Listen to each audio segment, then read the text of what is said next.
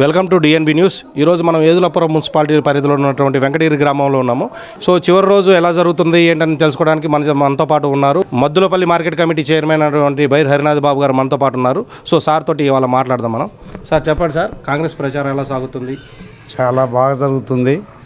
32 డివిజన్లో కాంగ్రెస్ పార్టీ అభ్యర్థులు పోటీ చేసినటువంటి సందర్భంలో ఈ 32 డివిజన్లు ఏదులాపురం మున్సిపాలిటీ పరిధిలో ఉన్నటువంటి ఈ డివిజన్లలో ఇతర పార్టీల కంటే మా పార్టీ చాలా ముందంజలు ఉంది.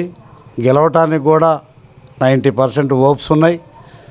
ఇక్కడ ఉన్నటువంటి 32 దరిదాపుగా 32 లేకపోతే 1-2 తక్కువ కావచ్చు, కానీ పోటీ చేసిన ప్రతి అభ్యర్థి కూడా గెలిచే అవకాశాలు ఉన్నటువంటి మున్సిపాలిటీది. ఎందుకంటే జనంల అనేక రకాలుగా ఈ రాష్ట్ర ప్రభుత్వం పేదవర్గానికి సంబంధించినటువంటిది.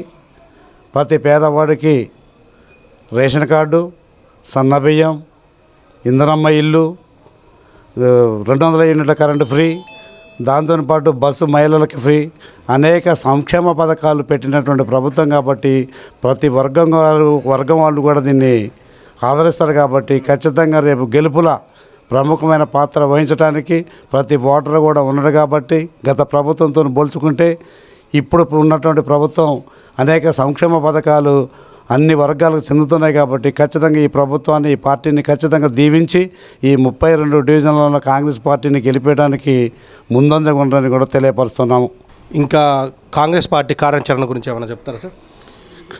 కాంగ్రెస్ పార్టీ ఈ రాష్ట్రంలో బలంగా ఉంది. దాంతోపాటు మా పాలేరు నియోజకవర్గమైనటువంటి ఈ మున్సిపాలిటీ పరిధిలో ఉన్న 32 డివిజన్లలో మంత్రివర్యులు శ్రీనివాసరెడ్డి గారు కూడా చాలా బలంగా ఉండు. ఈ నియోజకవర్గానికి కూడా అనేక సంక్షేమ పథకాలు, దానితో పాటు అభివృద్ధి కార్యక్రమాలకి సుమారుగా 2200 కోట్లు ఈ నియోజకవర్గాన్ని తీసుకురావడం జరిగింది. దానిలో భాగంగా 32 డివిజన్ల మున్సిపాలిటీ ఏదులాపురం మున్సిపాలిటీకి 21 కోట్ల రూపాయలు ఈ రోజున అనేక అభివృద్ధి కార్యక్రమాలు జరుగుతూ ఉన్నాయి.